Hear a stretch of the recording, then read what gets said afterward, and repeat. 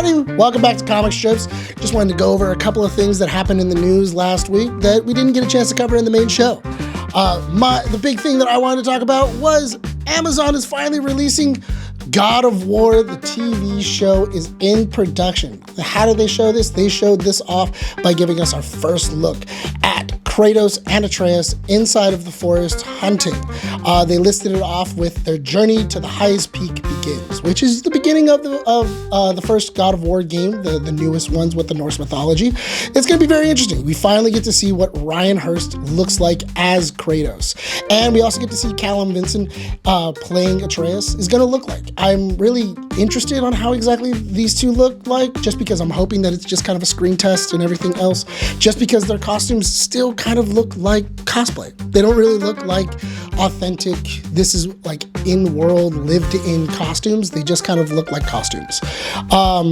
But I am interested just to see where exactly they go with everything else, just because we are skipping so much history in the God of War franchise, and instead we're going straight to the Norse mythology part, which I guess, I mean, a lot of viewers aren't gonna know what's going on, but we'll see what's going on.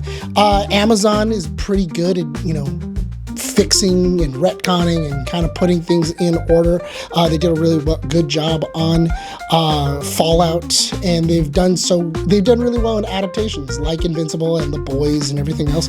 So it's really interesting on, they chose this period of Kratos' life for a reason. I would have loved, a Chains of Olympus or, going into Greek mythology myself, but, they chose differently. This is going to also be with Teresa Palmer, Max Parker, Olaf Dari, Olasifin. I'm not gonna lie, that name's a nightmare. And Mandy Patinkin, who are going to be joining them as Sif, Heimdall, Thor, and Odin. So we're getting a lineup. We're getting what the cast is going to look like. We finally get to see what the costume's going to look like. I'm interested, even though I'm apprehensive, to say the least, just to kind of, say I'm pretty sure people are going to be a little bit confused, but who knows? Maybe they add in a bunch of throwbacks to Chains of Olympus, or, what happened and how exactly we got to where we are. But we'll see. Let me know. Are you guys interested in what's going on with God of War? Are you guys going to go watch it? Let us know in the comments. Make sure to subscribe, follow, and I'll leave it off to the next person.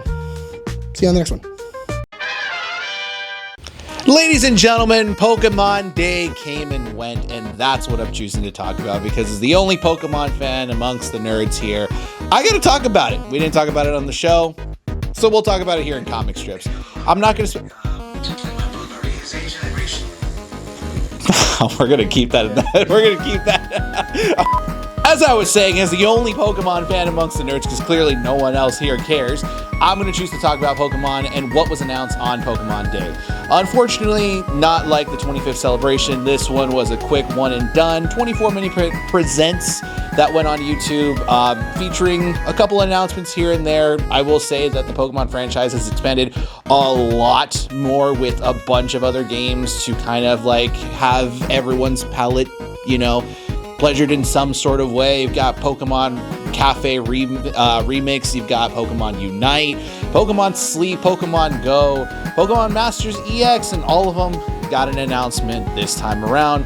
TCG Pocket, the TCG game, and you've even got the, what do they call not the emulators, but they're finally putting Fire Red and Leaf Green on the Switch 2, and the regular Switch for that matter. So great, if you guys are wanting to play Generation 1, we now can without having to find an old Game Boy Advance and the cartridge to boot, which will probably cost us, a couple $100 or so. Maybe not too much, but, with prices and how people inflate consoles and stuff. But that's besides the point. I'm going to choose to talk about two specific announcements that happened during this segment of Pokemon Presents. Actually, I'm going to talk about three, because Fire Red and Leaf Green did come up with some cool stuff. Many were speculating that Fire Red and Leaf Green were just going to be direct ports, just an emulator with nothing special going on. But according to some rumors, there have been some data mines of the game already, and it looks like, I think it's Ruby and Sapphire have been coded into the game, or there are other generations that have some sort of coding to do with the game. Some are speculating that this basically means that more of these ports are to come in the future, which is great because we kind of want them. As much as these revivals with Brilliant Diamond and Pearl, which were not good revivals, do exist, most of us fans really enjoyed the old classic version of these games with that kind of music.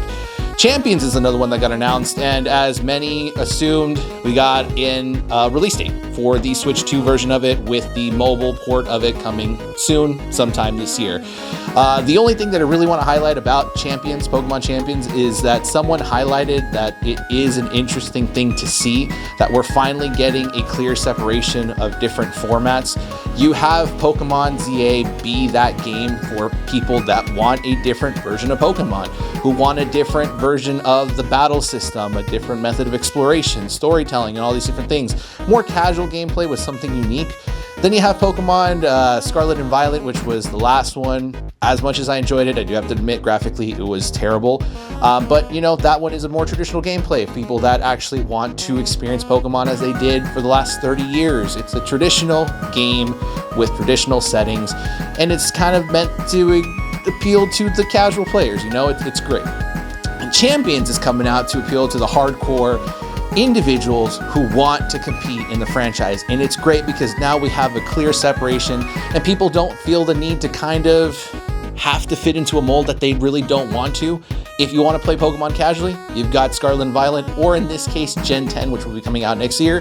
If you want to compete in worlds and regionals and tournaments, well then guess what, now you have Champions. And if you want to try something new, then you got the Legends ZA game that came out a couple months ago. If anything, I think it was like last year.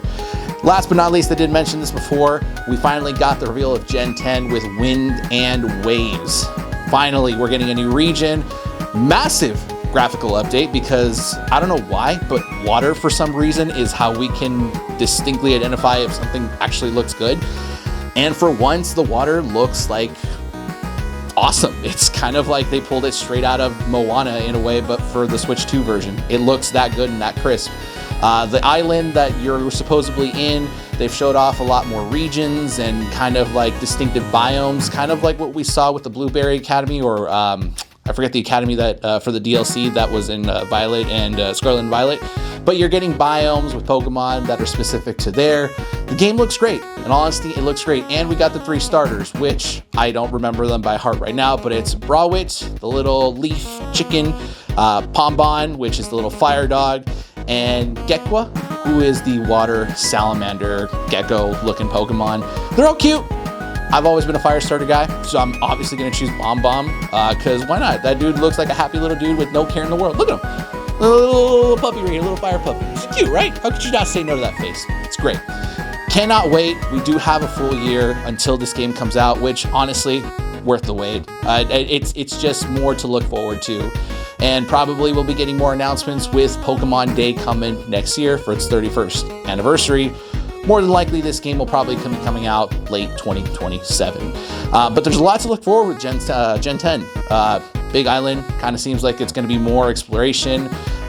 We're definitely going to be getting a lot more foliage, a lot more to discover than Scarlet and Violet did with a bunch of barren, empty space. We're not going to be getting that with Gen 10, fortunately. It looks great. But what did you guys think about Pokemon Presents? Are you guys excited for what's to come? What games do you guys play? For me personally, I'm a Pokemon Sleep guy. I've kind of let Pokemon go behind. TCG Pocket I still play, and I still play the mainline games. So that's the kind of Pokemon fan I like. But I will definitely be checking out Champions, and who knows, maybe I'll enter a regional in the future. I don't know. We'll see where life takes me. But with that said, I'm going to go ahead and wrap up this issue of Comic Strips. Please like the video, comment down below, let us know what you guys think about the Amazon reel of God of War, what you guys think about Pokemon Presents, and if you guys have stuck long enough, consider subscribing to this channel as well. We thank every new subscriber who has joined our little family, and we appreciate all the feedback. But I'm going to go ahead and wrap it up for this, guys. Thank you so much. We'll see you guys in the next one.